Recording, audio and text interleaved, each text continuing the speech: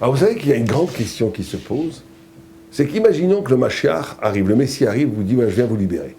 Est-ce qu'on aurait l'idée de dire non, non, c'est pas le moment, c'est la nuit, il fait trop nuit, attends demain matin. Le Messie il vient, on le prend tout de suite, on l'attend depuis tellement longtemps. Eh bien Moïse, de façon tout à fait incroyable, extraordinaire, a pourtant refusé la libération d'Égypte.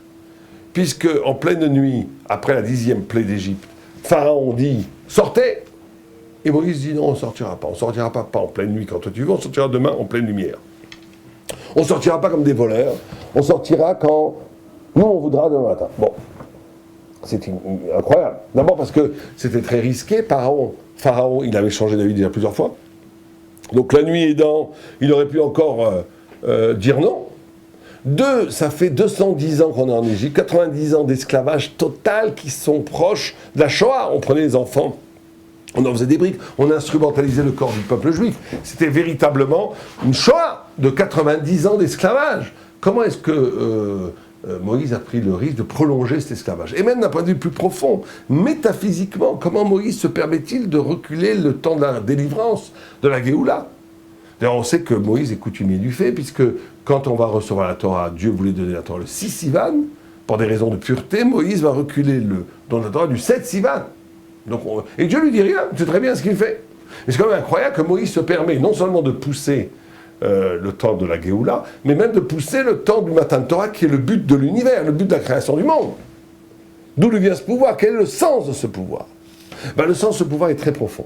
Et le Maharal de Prague nous explique une chose suivante. Il dit, si vous, je le traduis avec mes mots, allez dans la rue, vous dites à un noir, un homme de couleur, à nos frères noirs, qui eux-mêmes ont subi l'esclavage, dites-lui sale esclave. Pas lui dites surtout pas, c'est affreux, mais imaginons que quelqu'un le dise, sale esclave. Qu'est-ce qui va se passer?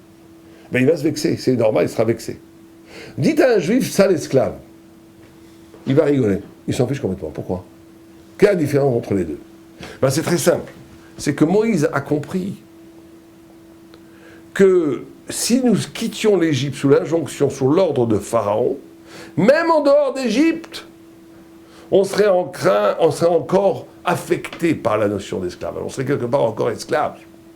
Qui a libéré nos frères noirs qui ont souffert, on ne répète pas assez de façon atroce de l'esclavage, de la marchandisation, de la commercialisation de leur corps, de leur force de travail, de l'humiliation qu'ils ont subie, horrible. Qui a libéré aboli l'esclavage? Ce sont les Blancs, ce sont les maîtres. Donc quelque part, il y a un problème dans la négritude, on va dire, d'être capable de dépasser ce traumatisme et de retrouver par eux-mêmes leur dignité. Ils le font, beaucoup d'écrivains, Sangor et d'autres, font ce travail. Mais c'est un travail à faire. C'est un travail à faire. Quand je suis libéré par le maître blanc, même en étant libéré, j'ai un problème encore, c'est le blanc qui m'a donné ma liberté, donc est-ce que je ne suis pas encore esclave parce que c'est lui qui m'a donné? Alors c'est beaucoup les juifs qui ont œuvré, les noirs, les hommes de couleur se devraient de nous être aussi reconnaissants pour ça. Ce sont les juifs aux États-Unis, les avocats juifs, qui à 90% ont œuvré pour les droits civiques et qui ont œuvré avec Luther King pour qu'il y ait l'égalité légale et une fin d'apartheid aux États-Unis. Et donc Moïse a compris ça. Moïse a dit, si on part quand Pharaon nous dit de partir, même quand on sera dehors, on sera encore esclave de Pharaon. Et donc on a dit à Pharaon, nous ne partirons pas quand toi tu veux qu'on parte. Nous partirons demain quand Dieu nous le dira. Et là, on est devenu libre en Égypte. On n'est pas devenu libre parce qu'on est sorti d'Égypte. On est devenu libre en Égypte. Et donc on va voir qu'il y a 3 étapes dans la liberté. La première étape dans la liberté, c'est être libre dans sa prison. Il faut bien comprendre que c'est un fondement extraordinaire. On est même au cœur du système carcéral, même au cœur du système de l'aliénation totale. Je suis devant Dieu. Je suis libre parce que je suis Omed Lifnei Hashem. Je ne suis pas libre parce que je fuis des problèmes. Je suis libre parce que je brûle les problèmes au cœur même des problèmes. Parce que En Od Milvado, il n'y a que Dieu devant moi. Ça, c'est une chose extraordinaire. Vous savez qu'à Cracovie, pendant la Shoah, pendant la Deuxième Guerre mondiale, des Juifs ont été voir un créant arabe, je ne me souviens pas de son nom. Ils ont dit, mais Rabbi, est-ce qu'on ne peut plus dire le matin, Shelo Hassani Aved, qui ne m'a pas fait esclave, je ne peux pas. Pourquoi? Parce que nous sommes esclaves. La Gestapo, on n'a pas le droit de sortir. Il a dit, dites la prière Shelo Hassani Aved. Parce que la Gestapo, elle peut peut-être accaparer ton corps, elle peut peut-être t'assassiner. Elle ne pourra jamais s'accaparer ton esprit. Et la sortie d'Égypte, ça nous a inauguré une liberté de la conscience que, au-delà de tous les déterminismes environnementaux, au-delà de toutes les situations aliénantes, au-delà de toutes les situations où nous serons dans un univers carcéral, eh ben le juif, il est devant Dieu, donc il est libre. Il est libre. Il est libre en soi, il est libre dans sa conscience. Il est libre parce qu'il ne réduit pas son existence à la matière qui l'environne. Il est libre parce qu'il est devant Dieu éternellement. Et donc c'est la première dimension de la liberté, c'est la dimension d'être libre au cœur même du système aliénant. Ça veut dire qu'on apprend un grand moussard pour nous, c'est qu'il s'agit avant tout non pas de fuir le problème, mais au cœur même du problème, le relativiser par rapport à la toute-puissance divine et d'être libre en soi. Ça c'est le premier niveau. Après, c'est pour ça d'ailleurs que le soir de Pessah, et c'est la seule fête dans toute l'année, on dit 2 Hallel. Le Briskerou, il dit il y a 2 dinim, il y a 2 dînes. Il y a un dîne d'être libre en Égypte, qui est la liberté, la chéroute en Égypte. Il y a un deuxième dîne de sortir d'Égypte, qui est la liberté, parce qu'effectivement je suis sorti d'Égypte. C'est 2 choses différentes. Il y a 2 dînes. Il y a un deuxième dîne qui est de sortir d'Égypte. Ça veut dire il ne suffit pas d'être libre dans sa conscience, il va falloir bâtir une existence qui elle-même devient le lieu d'un enchantement de la liberté. Ça veut dire qu'il faut être capable de traduire sa conscience indépendante, sa conscience face à Omed Lifnei Hashem et de relativiser les systèmes aliénants, non pas simplement comme une sorte de philosophie zen où je suis indépendant des faits qui m'entourent, il faut être capable de traduire cette indépendance et cette liberté comme une épopée, une sortie de toutes les dictatures idéologiques, que ce soit la loi de la société de consommation, que ce soit la société médiatique, où les gens sont complètement omnibulés par leur iPhone, leur téléphone, leur télévision, leurs informations, leurs médias, leurs films, le divertissement perpétuel. Il n'y a pas plus grande Égypte que cela. Les gens sont en Égypte encore. Mitzrayim, ça veut dire Metzariam. Metzariam, ça veut dire la prison de la mer. La mer, c'est 50. 50, c'est 7 fois 7 plus 1. La nature, c'est 7. 7 fois 7, c'est 49. 49, c'est toute l'être à son maximum. 1 de plus, c'est la spiritualité. C'est-à-dire que l'Égypte est capable de te mettre la spiritualité en prison. C'est quoi ? Eh bien, c'est ces films dont on vous gave à longueur de journée. Ces films qui, effectivement, mobilisent une très grande...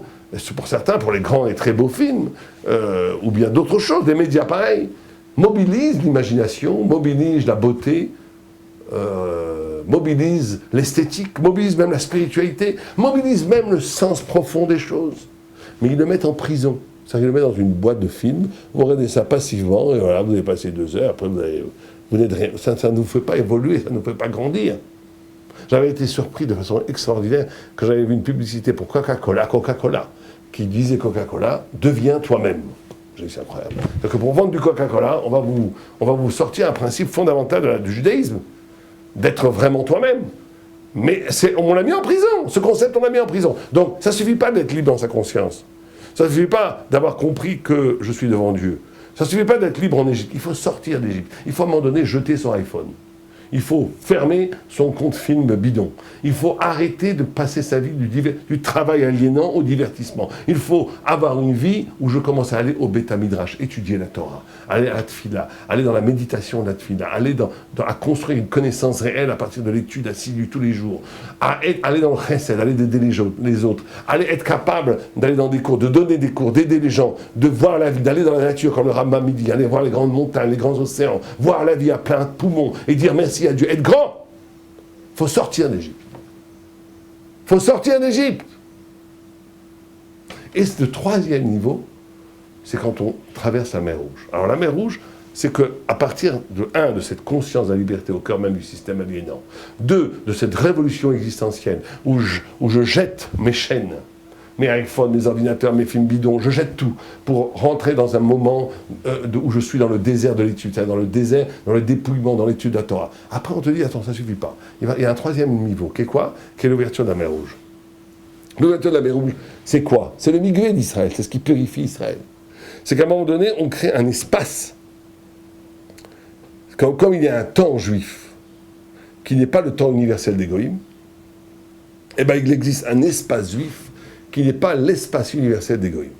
Cet espace purement juif s'est créé au moment de l'ouverture de la mer Rouge. De la même façon que quand Dieu a créé l'univers, il a séparé les eaux pour faire... Au début, tout était mer. On voit des fossiles de coquillages à Paris. Pourquoi ? Parce qu'il y avait de l'eau à Paris. Avant, ou pendant le déluge ou avant, il y avait de l'eau partout. Donc, à un moment donné, Dieu a ouvert la mer pour laisser apparaître la terre.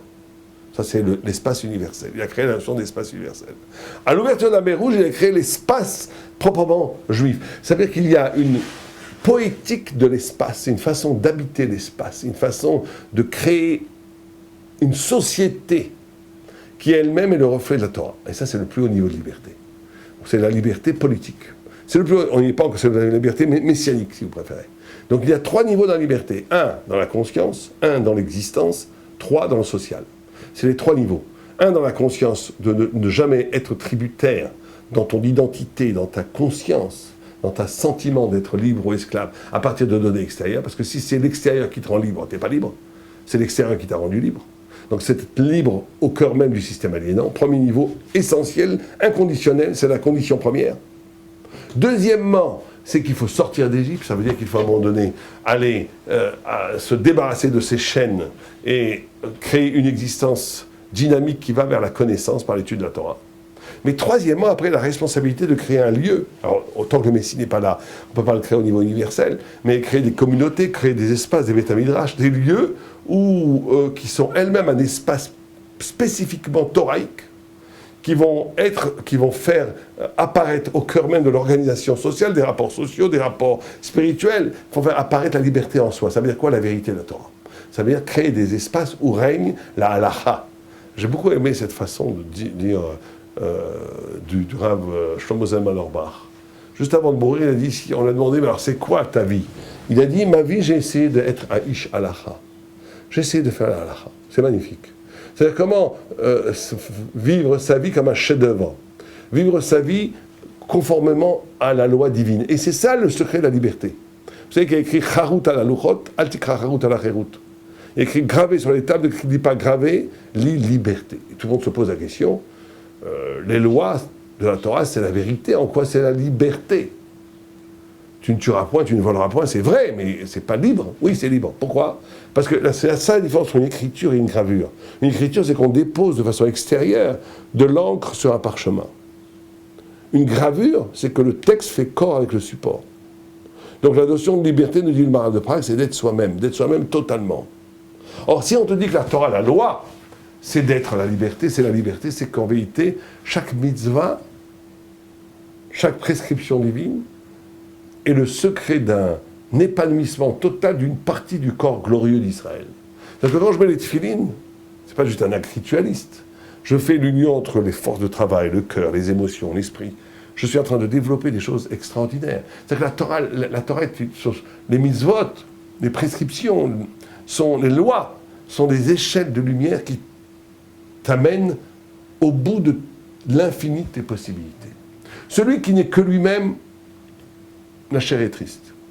Celui qui fait la loi parce qu'il faut la faire, quelque part c'est nul. Enfin, quelque part c'est ce que la Gemara appelle le Hamor Nosé Sfarim, l'âne qui porte des livres, il porte la loi comme le fardeau, ce que disait l'idiotie chrétienne qui voulait dire paulien, le joug de la loi. Ils n'ont rien compris. On peut le vivre comme ça, mais c'est absolument pas comme ça que la Torah veut qu'on le vive. La Torah te dit chaque mitzvah est le lieu d'une rencontre entre ta finitude et l'infini. Ça veut dire que tu es en même temps toi, mais toi dans une dimension d'éternité. C'est-à-dire que la mitzvah rend que c'est toi, mais c'est toi dans une dimension d'éternité. Tu n'es pas réduit à ta pauvre chair, et tu n'es pas réduit à porter le fardeau. Tu es dans l'existence subjective, singulière de ton être, mais qui prend des dimensions d'éternité et de vérité. C'est ça la merveille de l'étude de la Torah. L'étude de la Torah, c'est qu'à un moment donné, le texte, si je l'interprète selon les règles herméneutiques, exégétiques de la Torah, eh ben, je vais dire une idée qui est proprement subjective, qui est mon idée à moi. Je vais interpréter le texte à partir de moi. Mais si cette interprétation obéit à la dignité, à la grandeur de la tradition exégétique, eh ben, ce que tu dis va devenir la Torah. Donc toi, tu deviens Torah, la Torah devient toi. Là, tu te retrouves dans l'éternité de la Torah. Il n'y a pas de plus grand bonheur, il n'y a pas de plus grande félicité que cela. Et ça, c'est le troisième niveau. C'est le niveau de créer un espace, un lieu de réflexion, un lieu de Torah, un lieu de vérité qui est elle-même objectivement la Torah, mais qui est construit à partir de ta liberté. C'est cela qu'on nous demande, et vous savez que Pessah, c'est véritablement le lieu de la confrontation de la vérité. le Beth Halevi nous dit que le rachat, il dit ma avodazot lachem, c'est quoi, qu'est-ce que vous faites là? On lui répond, ben avorzé, c'est pour ça que Dieu nous a sortis d'Égypte. Ce qui est à première vue un dialogue de sourds. Et le Beth Halevi répond une chose extraordinaire. Il dit, le rachat, le mécréant dans les 4 fils, il considère qu'avant tout, il y a l'événement de la sortie d'Égypte, l'événement historique. Et que, comme toute nation, le peuple juif a commémoré cet événement fondateur en créant une mythologie, en créant des lois, en créant une réception, un hommage à la sortie d'Égypte qui s'appelle le Seder. C'est pour ça qu'il dit, mais si c'est ça qu'on fait, si on commémore une commémoration de la sortie d'Égypte depuis 3500 ans, on pourrait faire autre chose. On ne va pas passer notre vie à commémorer ce qui nous a fondés, dont on est moderne, on va essayer d'aller plus loin. On va commémorer d'autres choses. Et regardez ce que... Parce qu'après, il n'y a pas de rapport entre la question du rachat et la réponse de la Haggadah. Le rachat dit « Ma avodazot lachem », on lui répond « C'est pour cela que Dieu nous a sortis d'Égypte ». Où est-ce qu'il y a une question-réponse ici? Quelle heure est-il? Les éléphants sont bleus. Il n'y a aucun rapport. Dit le Beth Halevi, il y a exactement le rapport. Lui, il dit « Mais qu'est-ce qu'on fait tout ça? Ça ne sert plus à rien. Ok, l'événement a eu lieu, d'accord, mais maintenant on peut passer à autre chose. » On lui répond « T'as tout faux. Toi, tu crois qu'on fait Pessah parce qu'on est sorti d'Égypte. La vérité, c'est le contraire. C'est qu'on est sorti d'Égypte parce qu'il y a Pessah. En d'autres termes, la notion de liberté, la notion du Seder, ce que véhicule comme idée le Seder, les lois de Pessah, elles sont éternelles. Elles sont plus vieilles que le monde. Abraham Avinu, 500 ans avant la sortie d'Égypte, faisait manger des galettes à Pessah. Ça veut dire, cette galette qui est la symbolique d'une ligne pure, sans rien, que de l'eau et même pas du sel, que de l'eau et de la farine. Cette symbolique de court-circuiter le temps. La notion du temps, le temps est aliénant. La première libération, c'est de s'affranchir du diktat du temps qui va comme il va. La zrizout de la matzah, le fait de ne pas le permettre de fermenter, c'est de s'arracher à une temporalité qui t'endort, qui fait que tu vis comme il veut, la banalité du monde. Et ce réflexe spirituel de t'arracher de la temporalité du monde qui va comme il va. Ces notions-là, elles sont éternelles. Simplement, Dieu ne voulant pas qu'on soit un peuple de rêveurs, un peuple de zen, un peuple purement spirituel, il a créé un événement fantastique dans l'histoire qui s'appelle la sortie d'Égypte. Donc regardez, c'est exactement le contraire. Le rachat, il croit que d'abord il y a eu un événement presque par hasard qui est la sortie d'Égypte, historique, matérialiste, qui va créer une spiritualité qui s'appelle les lois du Seder. Et nous on dit c'est exactement le contraire. C'est parce qu'il y a les lois du Seder, c'est parce qu'il y a la spiritualité, la notion de liberté éternelle qui est plus vieille que le monde, que s'inscrit dans l'histoire une libération réelle de la libération de 3 millions d'individus hors d'Égypte. C'est exactement... Et en vérité, cette discussion, qu'est-ce qui est premier, la matière et après vient la spiritualité, ou la spiritualité après vient la matière, c'est le pierre angulaire de toutes les discussions avec les fausses idéologies contre la Torah. Est-ce que le monde avant tout n'est que matière, énergie, Big Bang, énergie se refroidissant faisait le premier atome qui fait la première masse, qui fait la première règle de la gravitation universelle, qui crée les premières galaxies, qui crée les minéraux, les végétaux, les animaux. Un singe un peu plus intelligent commence à lever sa main, regarder le ciel, il commence à projeter sur les cavernes des dessins, il commence à communiquer entre eux. C'est du langage, de la parole, de la culture, et après de la religion, et après Dieu au sommet. Dans cette pyramide, à la base, il y a la matière, et au sommet, il y a Dieu. Rahman al-Islam, que Dieu nous protège d'une telle vision. La Torah dit exactement le contraire. Istakla beraïta vebra alma. Dieu a créé la Torah avant le monde, il a créé le monde comme un résultant de la Torah. C'est-à-dire qu'avant tout, il y a... Et d'ailleurs, les scientifiques aujourd'hui sont d'accord. Au début du Big Bang, il y avait déjà d'informations. De croire que le monde se crée tout seul, il faut bien savoir à quoi on croit. Quand on croit que le monde se crée tout seul, c'est croire qu'un ouragan est rentré dans un hangar de Boeing ou dans un hangar de Airbus et qui par hasard a créé un A380 ou un 747. Par hasard, c'est possible, hein. Le vent, tout se met ensemble, pourquoi pas. Mais ça, pas une seule fois, 50 000 fois, l'un après l'autre. Bon, quand on dit « je ne crois pas en Dieu, je crois que le monde s'est fait tout seul par hasard », c'est à ça qu'on croit. Donc ils sont beaucoup plus croyants que nous, parce que là, aujourd'hui, c'est évident que s'il y a à 99,999% la théorie du Big Bang est scientifiquement avérée, s'il y a un début du cosmos, il y a un créateur. C'est la réponse la plus logique. Et donc il y a de l'information avant qu'il y ait de la matière. C'est l'information qui coordonne, qui organise, qui harmonise la matière. Et donc on a deux façons. Pessah, et c'est ça l'ouverture de la mer Rouge, c'est la liberté. C'est la purification de la liberté. C'est que on a deux façons de vivre sa vie. Ou bien nous ne sommes toujours que le résultat de forces extérieures à nous. Nous sommes des êtres matériellement construits par la destinée des autres. On a des parents, on a des grands-parents, on a eu des amis, on a eu une enfance, on a eu une adolescence, on a eu des travaux, du travail. On a eu un mari, une femme, on a eu des enfants. On a eu toutes sortes de choses qui ont fait que, je ne suis que le résultat de la vie. Si c'est ça, tu es encore en Égypte. C'est ça mettre là, qu'on a dit Mitzrayim, c'est Yam, Yam c'est la spiritualité, Metza c'est la prison, mettre la spiritualité en prison. Tu as une spiritualité, tu as une conscience, tu as une intelligence, mais elle est en prison. Pourquoi elle est en prison? Parce qu'elle est dépendante du processus matérialiste qui a créé cette conscience. Être libre, c'est à un moment donné trouver ce point d'appui, ce point spirituel, ce Tselem Elohim, cette image divine en moi, qui est indépendant de toute mon histoire. C'est mon élection, ma génialité, ce qui en moi n'est pas résumable, qui ne peut pas être réduite, même en mon histoire familiale. Il y a quelque chose qui est le point de génialité de chacun d'entre nous, qui est le point du pourquoi Dieu nous a créés. Et à partir de ce point, construire une vie. C'est ça, sortir d'Égypte. C'est ça, traverser la mer Rouge. C'est ça, la purification de la liberté. À partir de ces données-là, un homme doit réfléchir pendant les périodes de Pessah à sa propre liberté, à sa propre sortie d'Égypte, pour arriver à cette élection extraordinaire, parce qu'on sort d'Égypte pas pour aller dans le désert, on sort d'Égypte pour aller recevoir la Torah, pour recevoir la vérité des mains de Dieu. Donc chacun d'entre nous se doit de sortir de son propre Égypte pour recevoir la révélation du pourquoi le plus profond de sa vie, qui justifie non seulement son existence, mais l'existence de l'univers tout entier. À la nous.